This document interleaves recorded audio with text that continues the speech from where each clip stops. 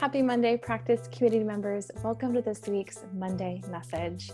I'm so happy to be back in this space. I took the last week off. I haven't posted much. I haven't been very active in the community. I've responded to maybe 2 or 3 emails. I have spent the last 9 days inside of myself, inside classrooms with new educators and coaches, inside my journal and my morning practice and throughout the day, and truly inside deep and rich conversations about the intersection of self-liberation and collective impact. And I have been dreamscaping from that space. And it's very new, but I feel very enlivened by the things that are coming out of my pen, the spaces I've been spending time in, and the spaces I haven't been spending time in, which has also been a lot of feedback from my own selfhood. So I'm back now, and I am not the same person I was 30 days ago.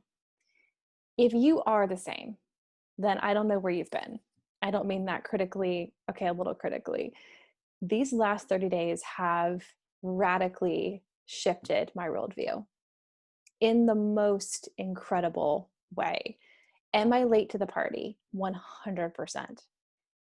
But late in all, these past few weeks have woken up this dormanted aspect of self that was the primary driver behind me getting into this body of work way back in 2005. I entered the work of self-development through the world of social work. I didn't come at this as an individual amplifier. I came at this body of work and this body of knowledge as a collective amplifier. And what I saw at a very young age and a very naive age, working in massive, massive systems, is that they don't always support the individuals that need access to those systems the most. And that's what started my whole endeavoring out into self-development. And I got further away from that way of thinking the more I got into what now would be life coaching. I still hold strong that coaching is one of the most incredible tools for self-empowerment. It allows and reminds, I should say, it gives permission for people to move toward choice, their choice, not my choice, not my desired choice for them, but truly and completely in their own choicehood. And I believe in that. But I've also spent the last few weeks looking at the world that is wrapped around that belief system I have, the coaching world that I have spent so much time and energy and effort and money really embedding myself in does not totally align with my values for collectivism and supporting the whole system. And I want to say I'm back, and I've just arrived at the same time. And that's a bit of a paradox, but I can hold it. So that's it. I've arrived and I'm also back.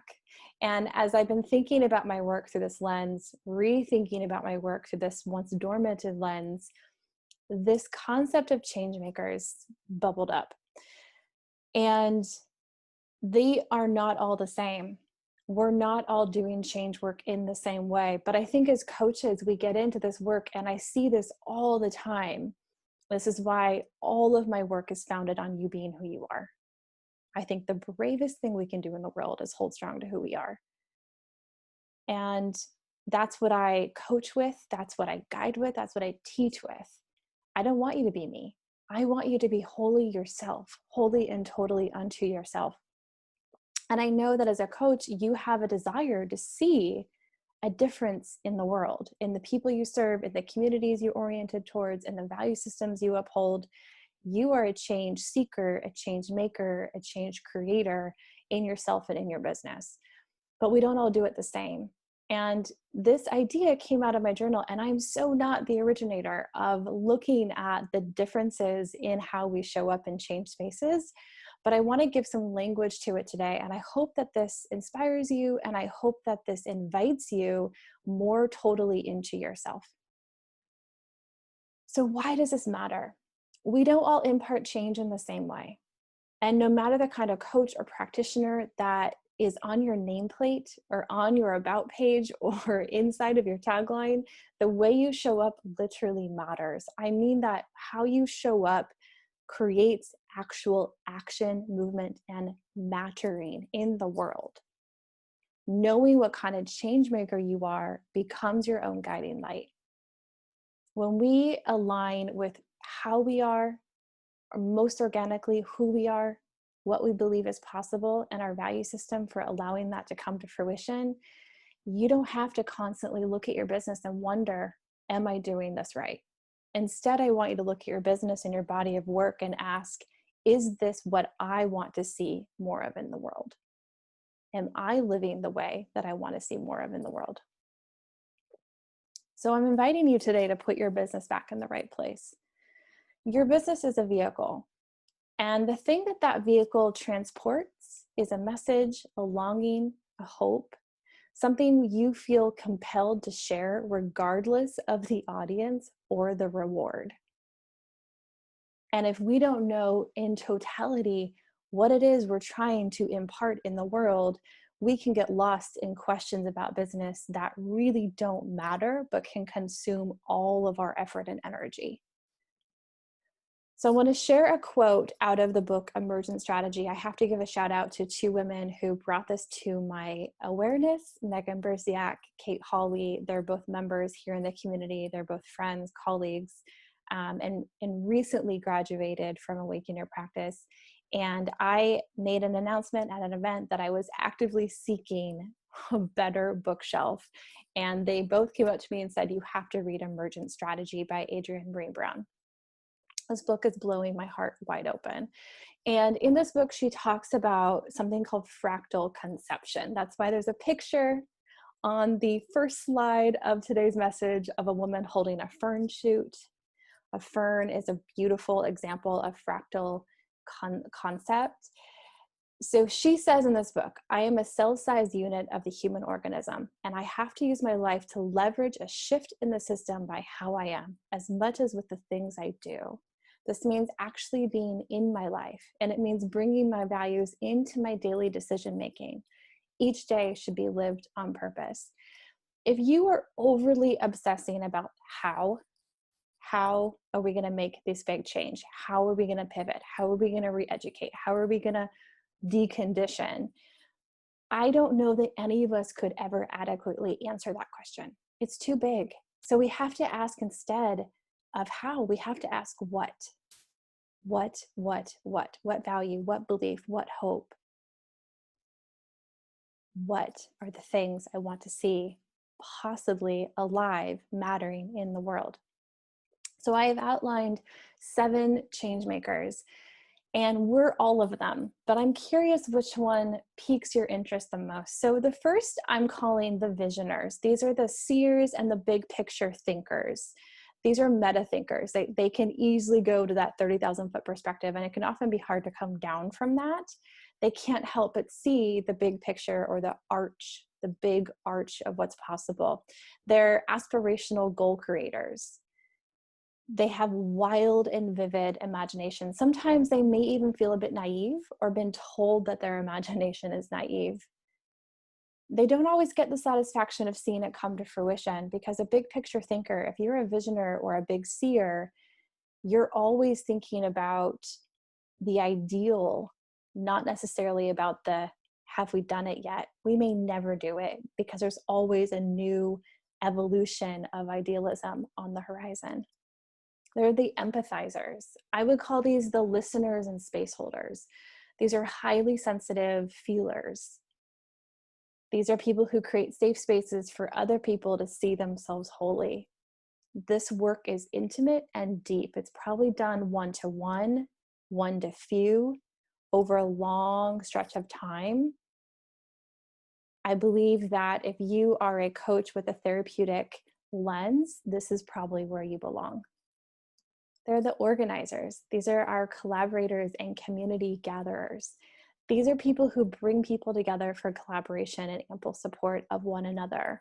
They may champion an idea by rallying those around them, or they may give an idea that already exists their whole championing. This work is group oriented. Maybe not one to masses, but one to many, certainly. Educators. These are our facilitators and teachers. These are people who lead with education and wisdom. They know and they want people to have access to knowledge because they know access to knowledge is liberating. They're synthesizers. They distill big ideas into smaller chunks. They make really big things in the world feel possible.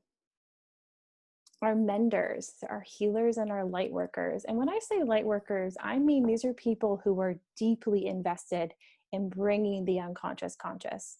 These are people who are focused on generational wounds and trauma, supporting individuals and groups in returning to wholeness, seeing that mending one is to mend the collective. Our disruptors.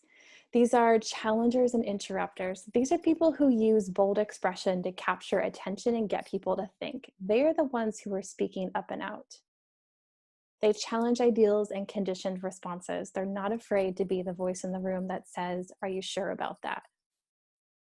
They're galvanizers and they're collective thinkers. If you are a disruptor, it may be hard to think about your ambition outside of the collective whole. That's okay, because the collective whole will take care of your ambition. And then we have the advocates, the allies and amplifiers. And to be clear, you really can never claim allyship, but you can do allyship. It's an action. These are people who champion a cause already in motion. They're the ones who are dedicated to ensuring people get access to what they need. They're connectors and they're highly resourced, meaning they know lots of people, spaces, ideas, opportunities. They see how things are interconnected and they help people get from point A to point B using this massive bridge system they have inside their mind. So you are all the things, but who do you lead with? If you think about these 7, and you can go back and look at this, who do you lead with? I'd be curious. I would also love for you to share below in the comments.